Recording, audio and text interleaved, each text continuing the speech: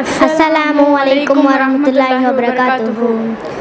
வானவர்கள் என்பவர் யார்? வானவர்கள் ஒளியால் படைக்கப்பட்ட அல்லாஹ்வின் படைப்பாவார்கள். வானவர்களுக்கு பசி தாகம் ஏற்படுமா? இல்லை, வானவர்களுக்கு பசி தாகம் ஏற்படாது. வானவர்கள் அல்லாஹ்விற்கு மாறு செய்வார்களா? இல்லை, வானவர்கள் அல்லாஹ்விற்கு மாறு செய்ய மாட்டார்கள். வானவர்களுக்கு அல்லாஹ் தஆலா எப்படிப்பட்ட சக்திகளை வழங்கியுள்ளான்? வானவர்களுக்கு அல்லாஹ் தஆலா மிக கடினமான வேலைகளையும் எளிதாக செய்யும் சக்திகளையும் வழங்கியுள்ளான். வானவர்கள் எத்தனை பேர் உள்ளனர்? வானவர்கள் எத்தனை பேர் உள்ளனர் என்று அல்லாஹ்வை தவிர வேறு யாருக்கும் தெரியாது.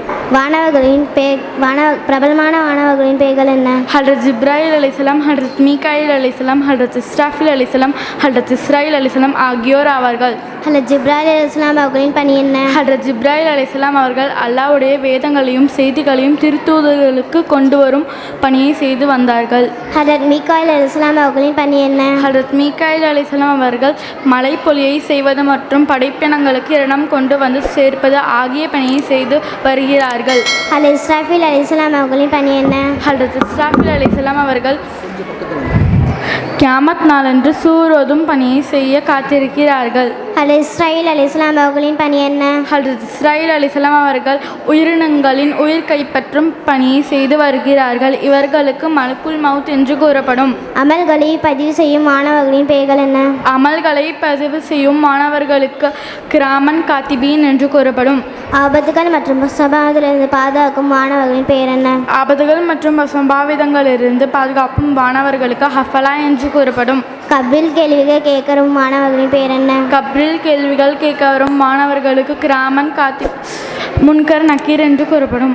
அல்லாஹ் தஆலா வேதங்களை ஏன் இருக்கிறான்? அல்லாஹ் தஆலா வேதங்களை மனிதர்களுக்கு நேர்வழிப்படுத்துவதற்காக இறக்கி அருளினான். அல்லாஹ் தஆலா எத்தனை வேதங்களை இருக்கிறான்?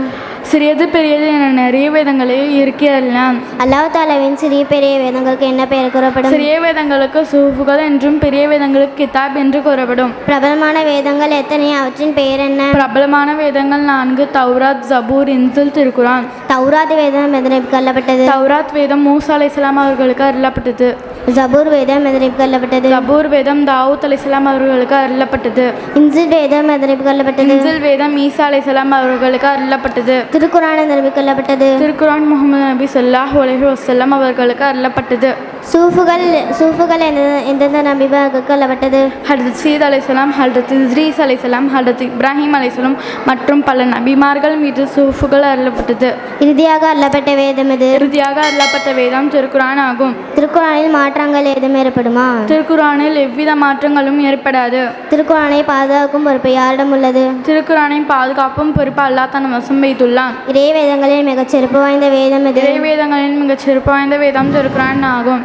கியாமத் நாள் வரை இந்த வேதத்தை பின்பற்றி நடக்க வேண்டும். கியாமத் நாள் வரை திருக்குரானை மட்டுமே பின்பற்றி நடக்க வேண்டும். சூஃபுகள் வேதங்கள் பற்றி நாம் எவ்வாறு ஈமான் கொள்ள வேண்டும்? சூஃபுகள் வேதங்கள் பற்றி அல்லாஹ் தான் இறக்கி அருளான் என்று சந்தேகமின்றி ஈமான் கொள்ள வேண்டும்.